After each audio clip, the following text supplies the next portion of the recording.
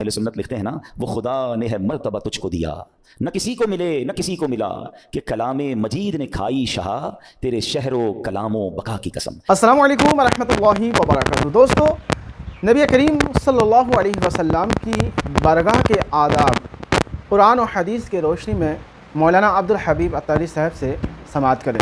امام اہل سنت لکھتے ہیں نا وہ خدا نے ہے مرتبہ تجھ کو دیا، نہ کسی کو ملے نہ کسی کو ملا، کہ کلام مجید نے کھائی شہا تیرے شہر و کلام و بقا کی قسم۔ تو یہ شان ہے جناب رسول اللہ صلی اللہ تعالیٰ علیہ وسلم۔ قرآن کہتا ہے بسم اللہ الرحمن الرحیم، یا ایہا الذین آمنوا لا تقولوا راعنا وقولوا انظرنا واسمعوا وللکافرین عذاب علیم۔ اب یہ آیت میں بہت خوبصورت بات سکھائی گئی ہے اور بہت پیارا اس کا بیک گراؤنڈ ہے، بہت شاندار اس کی وجہ ہے۔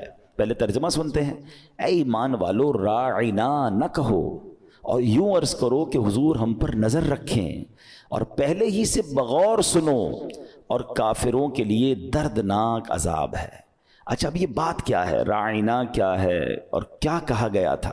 ایکچولی معاملہ یہ تھا کہ جب نبی پاک علیہ الصلوۃ والسلام ابتدائے اسلام میں صحابہ کرام کو دین کی باتیں بتاتے، احکام اسلام بتاتے، تو اب ہمارے یہاں تو الحمدللہ ہم اسلامی ملک میں رہتے ہیں، ہمارے آس پاس بھی سارے مسلمان ہیں۔ پہلے تو ایسا نہیں ہوتا تھا، تھوڑے سے مسلمان ہوتے تھے تو یہودی اور غیر مسلم بھی آس پاس ہی گھوم رہے ہوتے تھے، وہ بھی آ کے بیٹھ جاتے تھے۔ تو نبی پاک علیہ الصلوۃ والسلام جب بھی صحابہ کو کوئی بات بتاتے تو صحابہ کرام علیہم رضوان کا ایک جو ہے وہ ادب کا ہی انداز کہیں گے، لیکن وہ کیا کہتے تھے، جیسے ہمارے یہاں انگریزی میں کہتے ہیں نا پارڈن پلیز، کم اگین، ذرا دوبارہ بتائیے، ہم کوئی بات نہیں سن پاتے تو ہم یہی کہتے ہیں ذرا ریپیٹ کر دیں۔ تو وہ کہتے تھے راعنا یا رسول اللہ۔ یوں دیکھا جائے تو اچھا لفظ لگ رہا ہے کہ حضور رعایت فرمائیے، ہماری رعایت فرمائیں، پلیز اس کو ریپیٹ کر دیں۔ تو نبی پاک علیہ الصلوۃ والسلام وہ بات دوبارہ دہرا دیتے تھے، لیکن یہودی جو تھے وہ بھی آ کے بیٹھنے لگے اور وہ بھی راعنا راعنا کہتے تھے۔ اچھا، مسلمانوں کی لینگویج میں یہ معنی ٹھیک تھا، مگر یہودیوں کی زبان میں اس کا کوئی دوسرا معنی بھی بنتا تھا جو ادب والا معنی نہیں تھا، اس کا ڈیفرنٹ معنی تھا، اور وہ اس میننگ میں معاذ اللہ نبی پاک علیہ الصلوۃ والسلام کی شان میں گستاخی یا مذاق کی نیت سے یہ جملہ اگین ریپیٹ کرتے تھے۔ اب وہاں پر حضرت سعد بن معاذ رضی اللہ تعالیٰ بھی موجود تھے، جن کو یہودیوں کی لینگویج آتی تھی، ان کی ٹرمینالوجیز کو وہ سمجھتے تھے۔ وہ بڑے غصے میں آ گئے، کہہ رہے اے دشمنان خدا و رسول، اگر تم نے ابھی یہ لفظ کہا تو تمہاری گردن سر سے اڑا دوں گا۔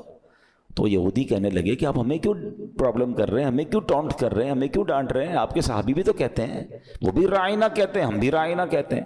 اب حضرت سعد بن معاذ رضی اللہ تعالیٰ کو تو پتا تھا کہ یہ کس نیت سے کہہ رہے ہیں، تو آپ بڑے غمزدہ ہو کر، رنجیدہ ہو کر پیارے آقا علیہ الصلوۃ والسلام کی بارگاہ میں آئے ہیں۔ اس سے پہلے کہ وہ عرض کرتے، قرآن پاک کی آیت نازل ہو گئی۔ اللہ اکبر، سبحان اللہ ہے۔ نبی یہ پاک کی شان دیکھیں کہ وہ لفظ ہی پسند نہیں ہے رب کی بارگاہ میں۔ اچھا، اب صرف منع نہیں کہا کہ راعنا نہ کہو، ایک آلٹرنیٹو بیوٹیفل ورڈ دیا قرآن نے۔ اب سوچئے، میں جو بات ڈسکرائب کرنا چاہتا ہوں نا، بہت بڑے بڑے لوگوں کے پاس اب جب جائیں نا تو ان کے آفس کا، ان کے سیکریٹریٹ کا باقاعدہ ایٹیکیٹس لکھے ہوتے ہیں کہ آپ نے اس طرح بات کرنی ہے، آپ نے یہ ڈریس کوڈ پہننا ہے، آپ کا جناب یہ ٹائم ہوگا، پہلے سیکریٹری سے انٹرویو لیں گے، یہ ٹائم لیں گے، واٹ ایور۔ بڑے بڑے آفسز، درباروں کے اصول بادشاہ خود وضع کرتے ہیں، خود ڈیفائن کرتے ہیں۔ دربار رسالت کی شان دیکھو کہ محبوب سے بات کیسے کرنی ہے، وہ رب قرآن میں بیان فرما رہا ہے۔ کیا کہا؟ اللہ فرماتا ہے اے ایمان والو راعنا نہ کہو، انظرنا کہو۔ انظرنا کے معنی کیا ہے؟ حضور نظر رحمت فرمائیے، ہم پر نظر فرمائیے۔ اچھا، یہاں ایک اور بہت خوبصورت، بہت ساری کنفیوژن دور ہو جائے گی۔ عاشقان رسول ایک بڑا پیارا وظیفہ پڑھتے ہیں، مل کے پڑھ لیتے ہیں۔ یا رسول اللہ انظر حالنا، یا حبیب اللہ اسمع قالنا، اننی فی بحر ہم مغرق خذ یدی سہل لنا اشکالنا۔ کیا پیاری اس کی بات ہے۔ اس کے معنی کیا ہے؟ یا رسول اللہ ہمارے حال پر نظر فرمائی، انظر حالنا، یا حبیب اللہ اسمع قولنا، حضور جو ہم کہہ رہے ہیں نا، جو عرض کر رہے ہیں وہ بھی سن لیجئے. اننی فی بحر ہم مغرقن، حضور میں غموں کے سمندر پہ غرق ہو گیا ہوں. خذ یدی، میرے ہاتھ پکڑ لیجئے. سہل لنا اشکالنا، حضور میری مشکلیں آسان فرمائیے. تو یہ تو قرآن سے وظیفہ ملا ہے. کیا کہا قرآن نے؟ رعینا نہ کہو، انظرنا کہو. سبحان اللہ سبحان اللہ. اچھا اب یہاں جو اب بات سمجھنی ہے، اب اس پوری آیت سے جو فلسفہ، جو بات ہمیں سمجھ آ رہی ہے کہ نبی پاک علیہ الصلوۃ والسلام کی بارگاہ میں کوئی بھی ایسا جملہ، اللہ اور اس کے رسول دونوں کی بارگاہ میں کوئی بھی ایسا جملہ جس کا کوئی اور معنی بھی نکلتا ہو، ادب میں تھوڑی سی بھی کمی آتی ہو، اس کی اجازت بالکل نہیں ہے، ممنوع ہے. ایک شاعر نے فارسی زبان میں کیا کہا؟ ہزار بار بشویم دہن بمشک و گلاب، ہنوز نام تو گفتن کمال بے ادبی است. وہ کہتے ہیں اگر ہزار بار بھی ہم گلاب سے، مشک سے اپنا منہ دھو لیں، پھر بھی یہ جانے کائنات صلی اللہ تعالیٰ علیہ وسلم آپ کا نام لینا پھر بھی بے ادبی ہے. ہماری تو زبان ہی اس قابل نہیں ہے، ہماری تو اوقات ہی نہیں ہے کہ ہم سرکار علیہ الصلوۃ والسلام کی بات کریں، ان کا نام زبان پر لیں. یہ تو بس سمجھ لیں کہ ان کی مہربانی ہے کہ اب اپنا ذکر کرنے کا موقع دیا. اللہ کی رحمت ہے کہ اس نے اپنا اور اپنے حبیب علیہ الصلوۃ والسلام کا نام اس گندی زبان سے لینے کی ہمیں توفیق دی. ہماری زبانیں کیا کچھ نہیں کرتی ہیں. ہمارے ہاتھ گندے ہو، ہم کھانا کھاتے ہیں؟ ہاتھ کالے ہوں، ہاتھ گریس والے ہوں، ہاتھ گندگی پہ لگے ہوئے ہوں، ہم اس کو صابن سے دھوتے ہیں، ہم اس کو سرف سے دھوتے ہیں. کتنی بار صاف کرتے ہیں؟ یار نہیں یار سینیٹائز لگاؤ یار، ہاتھ بڑے گندے کام میں لگے ہوئے تھے. زبان گندی باتیں کرتے ہوئے، جھوٹ بولتے ہوئے، حرام باتیں کرتے ہوئے، اور اسی زبان سے ہم اللہ رسول کا نام بھی لیں. سوچئے ہمیں زبان پاک رکھنی ہے، اپنے دہن کو پاک رکھنا ہے، کیونکہ اسی زبان سے کلمہ پڑھنا ہے، اسی زبان سے نماز پڑھنی ہے، اسی زبان سے تلاوت کرنی ہے. اللہ کرے کہ ہم زبان کے گناہوں سے محفوظ ہو جائیں. کیا خوبصورت بات کی کہ ادب گاہیست زیر آسماں از عرش نازک تر، نفس گم کردمی آیت جنید و با یزیدی جہاں. کہتے ہیں آسمان کے نیچے ایک ایسی ادب گاہ ہے جو عرش سے بھی زیادہ نازک ہے. حضرت جنید بغدادی اور حضرت بایزید بستامی بھی یہاں سانس روک کر حاضری دیتے ہیں. یہ مقام ہے جناب رسول اللہ صلی اللہ تعالی علیہ وسلم کا. اور صحابہ کرام علیہم رضوان اسی انداز میں پیارے آقا کے دربار میں جب پیش ہوتے تھے نا، تو صحابہ کرام کا انداز یہ ہوتا تھا کہ جب آپ بیان سنتے نا نبی پاک کا، تو دیکھنے والے یہ سمجھتے کہ ایسے بیٹھے ہیں کہ آپ کے سروں پر آ کر پرندے بھی بیٹھ جائیں، اسٹل بادب. بلکہ یہاں تک حال تھا کہ صحابہ کرام نبی پاک علیہ الصلوۃ والسلام کے ادب کی وجہ سے سرکار علیہ الصلوۃ والسلام کو نظر اٹھا کر دیکھتے بھی نہیں تھے، آنکھیں جھکا کر، سوائے ابو بکر صدیق رضی اللہ تعالیٰ عنہ اور حضرت عمر فاروق رضی اللہ تعالیٰ عنہ کے علاوہ صحابہ نبی پاک کو آنکھ بھر کر بھی نہیں دیکھتے تھے. ادب اتنا تھا. نبی پاک علیہ الصلوۃ والسلام کو سیدنا صدیق اکبر حضرت عمر فاروق بیان کے دوران دیکھا کرتے، مسکراتے، میرے آقا انہیں دیکھ کر انہیں بھی مسکرایا کرتے تھے.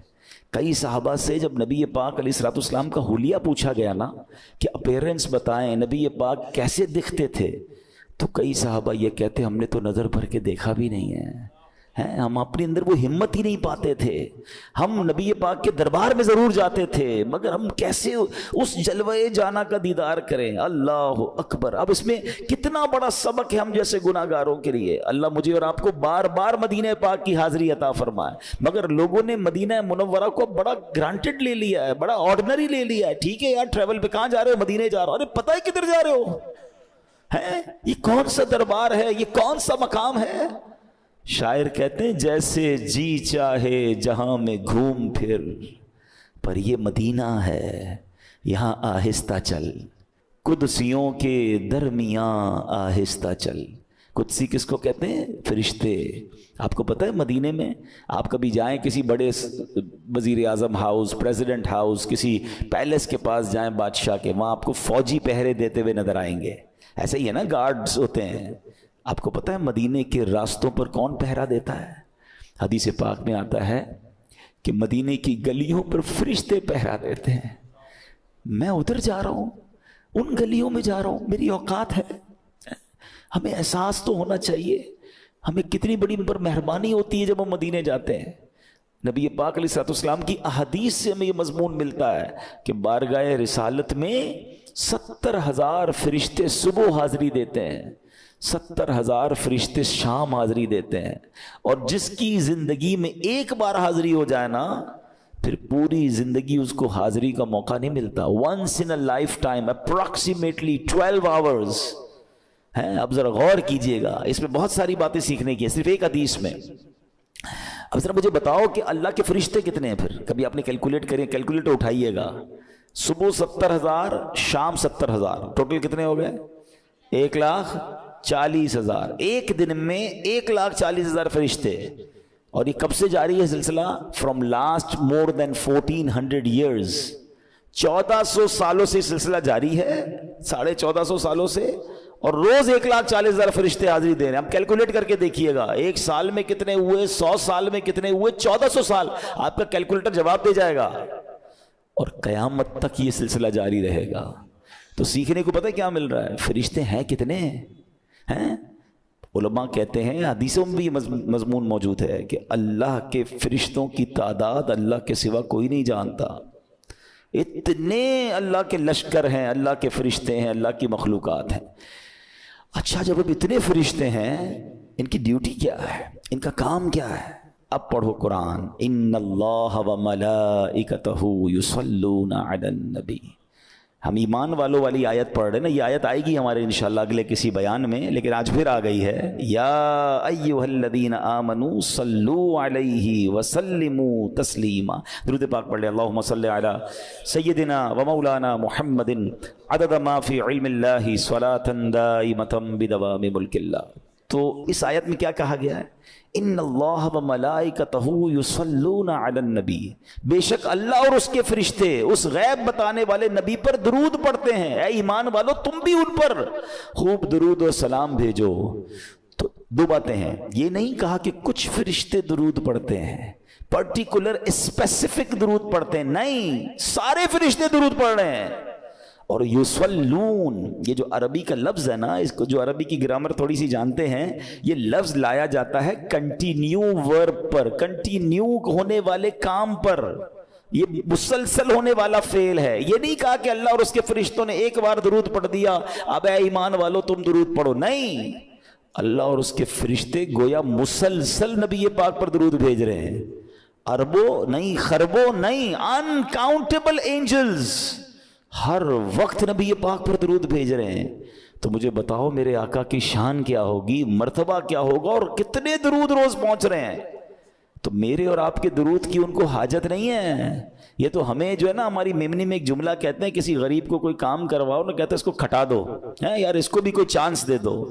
ایکچولی مجھے اور آپ کو چانس دیا گیا ہے کہ اللہ اور اس کے فرشتے درود بھیج رہے ہیں. مومنو تم بھی پڑھ لو، تمہارا بھی کام بن جائے گا، تمہاری بھی جولی بھر دی جائے گی. تو اتنے فرشتے بارگاہ رسالت میں حاضری دیتے ہیں. اب ایک بڑا امیزنگ کوسچن بھی پیدا ہوتا ہے کہ جناب یہ زندگی میں ایک بار کیوں موقع ملتا ہے ان فرشتوں کو؟ اللہ کے فرشتے تو نیکیاں ہی کرتے ہیں، معصوم ہیں، گناہ بھی نہیں کرتے. تو بڑا خوبصورت اس پورے سسٹم کو اعلیٰ حضرت نے امام اہل سنت مولانا شاہ امام احمد رضا خان، ان کو پڑھا کریں، ان کو انڈرسٹینڈ کریں. اعلیٰ حضرت کو ایسی دنیا نہیں مانتی. آپ بلیف کریں، صرف ان کی شاعری سمجھ آ جائے نا، فتوے تو بہت دور کی بات ہے، تو اندازہ ہوتا ہے کہ قرآن و حدیث پر کیسی گہری نظر تھی اور کیا عشق رسول کی بات کرتے ہیں. آپ نے یہ فلسفہ پورا بیان کیا. آپ فرماتے ہیں 70,000 صبح ہیں، 70,000 شام، یوں بندگی زلف و رخ آٹھوں پہر کی ہے. آپ کہتے ہیں 70,000 صبح آتے ہیں، 70,000 شام کو آتے ہیں، ان کی ڈیوٹیاں ہیں. یہ فرماتے ہیں یہ بدلیاں نہ ہوں تو کروڑوں کی آس جائے، کیونکہ یہ بارگاہ مرحمت عام تر کی ہے.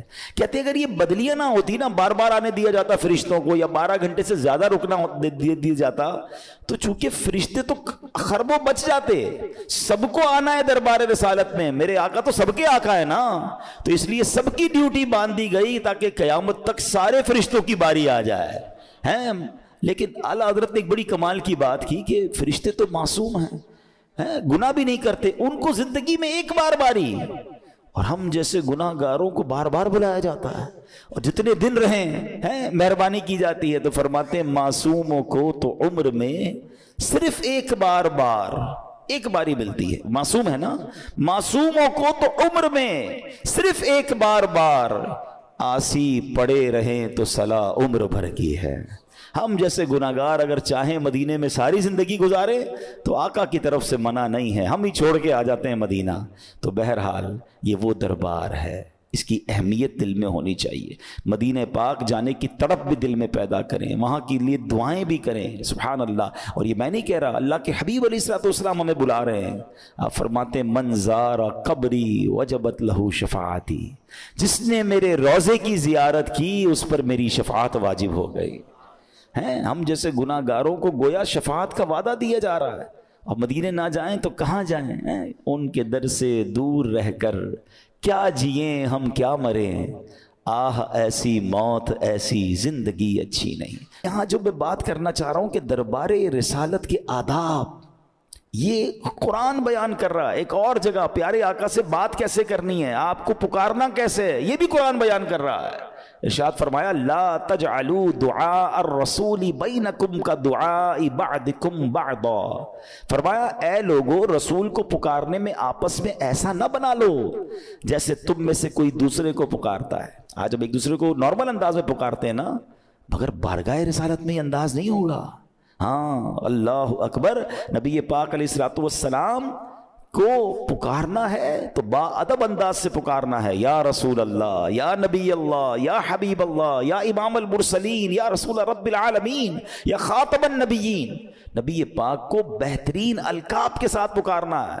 نبی پاک علیہ الصلوۃ والسلام کو نام کے ساتھ نہیں. جب رب عز و جل نے قرآن میں یا ایھا النبی کہہ کر یا ایھا المدثر, نبی پاک علیہ الصلوۃ والسلام کو کن خوبصورت ناموں سے پکارا گیا ہے. باقی سارے نبیوں کو نام سے پکارا گیا, مگر جب رسول پاک علیہ الصلوۃ والسلام کی باری آتی ہے تو قرآن بھی سبحان اللہ کیا خوبصورت انداز میں اپنے حبیب کا ذکر کر رہا ہے. کہیں رحمت للعالمین کہا جا رہا ہے, کہیں خاتم النبیین کہا جا رہا ہے, کہیں طٰہٰ کہا جا رہا ہے, کہیں یاسین کہا جا رہا ہے. ذرا سوچئے, کہیں شاہد کہا جا رہا ہے, کہیں نذیر کہا جا رہا ہے. نبی پاک علیہ الصلوۃ والسلام کے کتنے نام قرآن میں جو ہے وہ رب نے بیان فرمائے. وہ پنجابی شاعر کہتا ہے نا کہ اصل قرآن کو اگر عشق کی نگاہ سے پڑھو, ایک تفسیر تو وہ ہے جو علماء نے لکھی ہے, ایک تفسیر عشق والی بھی ہے. اور وہ کیا ہے؟ وہ شاعر کہتے ہیں دساں کی میں مصطفیٰ دی کیڈی سونی شان ہے, آپ دی تعریف وچ سارا ہی قرآن ہے, آپ دی تعریف وچ سارا ہی قرآن ہے. پڑھ کے تو ویکھ جیڑا مرضی سپارا, قسم خدا دی مینوں سب نالوں پیارا. تو قرآن دراصل میرے آقا کی شان بیان کر رہا ہے. قرآن خود ایک نعت ہے سرور کائنات علیہ الصلوۃ والسلام کی. ابھی آپ آگے پڑھیں گے انشاءاللہ, سنیں گے, جب آپ کنٹینیو بیان میں رہیں گے تو ایسی کئی آیتیں آئیں گی جہاں رب عز و جل نے گویا نبی پاک کی شان کو قرآن نے اس طرح بیان کیا ہے کہ آپ کو لگے گا کوئی نعت سن رہے ہیں آپ خوبصورت انداز. اب دیکھیں نا, اس سے زیادہ کیا نعت ہو سکتی ہے کہ دربار رسالت میں بات کیسے کرنی ہے, پکارنا کیسے ہے میرے حبیب علیہ الصلوۃ والسلام کو, لفظ کون سے چوز کرنے ہیں, کون سے لفظ سلیکٹ نہیں کرنے ہیں, یہ سب قرآن ڈیفائن کر رہا ہے. تو اگر آج بھی اب جب نبی پاک علیہ الصلوۃ والسلام کی بات کریں گے نا تو بی کیئرفل. ہاں یہ بڑے ادب کا مقام ہے. تھوڑی سی بھی بے ادبی ایمان کو ضائع کر سکتی ہے. اسی آیت کا جو لاسٹ پارٹ تھا نا کہ جن کو کہا گیا کہ رائنا نہ کہو بلکہ انظر نہ کہو, وہاں کافروں کا عذاب بھی بیان کر دیا قرآن نے. فرمایا وَلِلْكَافِرِينَ عَذَابٌ عَلِيمٌ, اور کافروں کے لیے دردناک عذاب ہے. اچھا, اس سے پہلے بڑی خوبصورت بات ہوئی, کیا فرمایا وَقُولُ انظُرْنَا وَاسْمَعُوا. فرمایا پہلے ہی بغور سنو نا, میرے حبیب کو بار بار ریپیٹ کیوں کرنا پڑے؟ آئے ہائے, آپ پیار دیکھ رہے ہیں, محبت دیکھ رہے ہیں. پہلے تو بتایا کہ لفظ کون سا یوز کرنا ہے, انظرنا یوز کرنا ہے, رائنا نہیں کرنا, مگر یہ بھی کہا کہ پہلے ہی غور سے سن لو نا. پتہ نہیں کون بات کر رہے ہیں, کن کا خطاب ہو رہا ہے. फोकस होकर, बार बार मेरे हबीब को रिपीट ना करना पड़े। आए हाय, शायद आप उसको फील करें। और रब अज़्ज़ व जल ने अपने हबीब से किस खूबसूरत अंदाज में प्यार का इजहार फरमाया कि मेरे नबी को बार बार रिपीट ना करना पड़े, पहले ही गौर से सुन लो।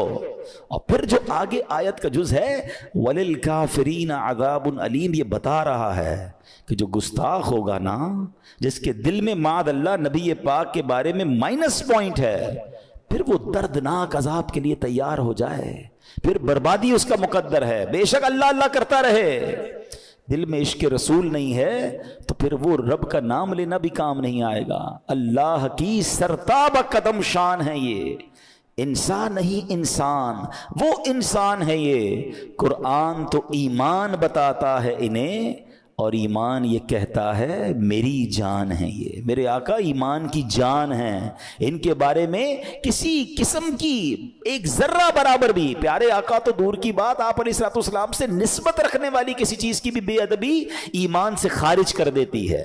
नबी पाक के मुँह मुबारक, नबी पाक की आल मुबारक, नबी पाक के सहाबा और अहले बैत, सबका हमें अदब करना है। जिस चीज की निस्बत नबी पाक से हो जाए वो हमारे सर का ताज है। अदब इसी को कहते हैं। प्यारे आका के शहर की ताजीम, आपकी शहर की गलियों की ताजीम, यहां तक कि मदीना मुबारक की अशिया की ताजीम, ये हमारा ईमान और हमारे अदब का तकाजा है। तो अल्लाह करे कि हम अदब वाले बन जाएं। अल्लाह हमें गुस्ताखी से भी महफूज फरमाए और गुस्ताखाने रसूल से हमेशा दूर फरमाए। उन सोहबतों में रहा करो जो बा अदब सोहबतें हैं। कहते हैं ना, बा अदब बा नसीब, बेअदब बदनसीब। तो बहरहाल अल्लाह पाक हम सबको अदब वालों में रखे। ये मोहब्बत का भी तकाजा है कि सरकार अलैहिस्सलाम के बारे में ना कोई बात जबान से निकले ना हम सुन सकें। अल्लाह पाक हमें नबी पाक के इश्क वाली जिंदगी और अदब वाली जिंदगी नसीब फरमाए। तो दोस्तों, आपने बयान को मुकम्मल सुना।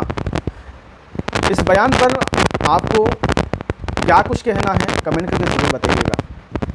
और हाँ, उस बारगाह तक कभी जाने का मौका मिले जहाँ सुबह व शाम 70 हज़ार फरिश्ते हाजिर होते हैं, तो उस बारगाह के आदाब को अपने सामने रखें। उस बारगाह में थोड़ा सा भी बेअदबी ना करें और ना ऐसी काम ना ऐसी बात करें जिसमें बेअदबी की पहलू निकले।